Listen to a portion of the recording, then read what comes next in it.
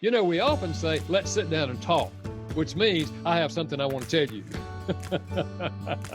How about a sit down and listen time? Now, yes, we're going to talk, but the objective is to understand the other person. It's what I call empathetic listening. Well, let me share 3 other ideas on how to improve your relationship during this time. Number 1 is to discover and speak your spouse's love language. Now, if you know anything about me, you know I would not talk or write a book that I don't mention the 5 love languages, right? I really believe this simple concept has the power to turn a marriage around because all of us have the deep emotional need to feel loved. And if you're married, the person you would most like to love you is your spouse. If you feel loved by your spouse, life is beautiful. If you don't feel loved, life begins to look pretty dark. The basic idea is that each of us has a primary love language. 5 basic ways to express love to another person. 1 is words of affirmation. We've talked about that one in the last segment. Giving gifts is another way to express love. Acts of service, doing something for them, cooking meals and washing dishes and vacuuming floors and walking the dog and all those things. Quality time, giving them your undivided attention and physical touch. And out of the 5, we each have a primary love language.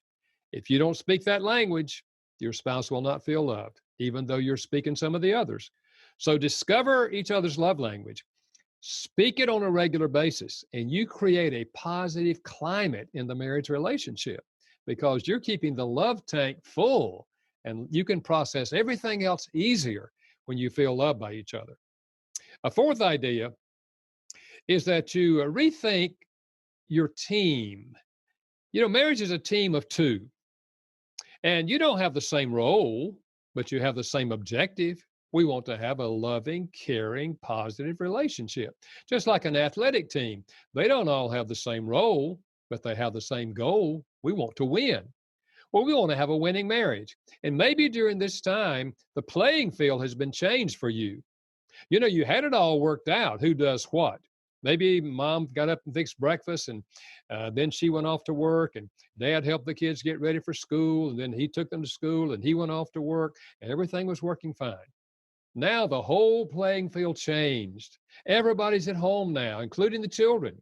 The first morning, mom, who's not a morning person, sleeps a little late. Dad's in the kitchen saying to his kids, "Where's mama?" Maybe the role needs to change. Maybe dad needs to do the breakfast now because he's a morning person. Let mom get a few extra hours of sleep. So rethink the team and who does what. And chances are you'll make it better for both of you.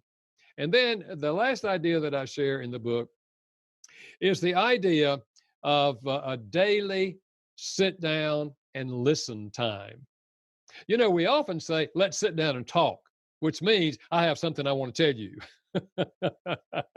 How about a sit down and listen time? Now, yes, we're going to talk, but the objective is to understand the other person. It's what I call empathetic listening. That is trying to put yourself in their shoes and understand what they're thinking and what they're feeling so that you can affirm that and then say, what can I do, honey, that might be helpful? So you sit down and say, honey, what have you been thinking today? And what have you been feeling today? Now, couples say, well, we're together all day long. I mean, why do we need to sit down and listen? Because you don't know what they've been thinking today and what they've been feeling today. You just see what they've done. And you do this, it's a way of connecting. We're sharing our thoughts and feelings with each other. And not with a view to you telling me what I ought to do about it, but with a view to saying, honey, I can see how you would feel that way. Is there anything I could do that might be helpful? And you both saying that, you're learning how to work together in a positive way. You're getting to know each other deeply, understand each other better, and you're literally having what you wanted to have when you got married. A loving, supportive, caring relationship. I really believe if you'll apply these 5 ideas, simple ideas, this can be a time of growth in your marriage. And that's my desire for you.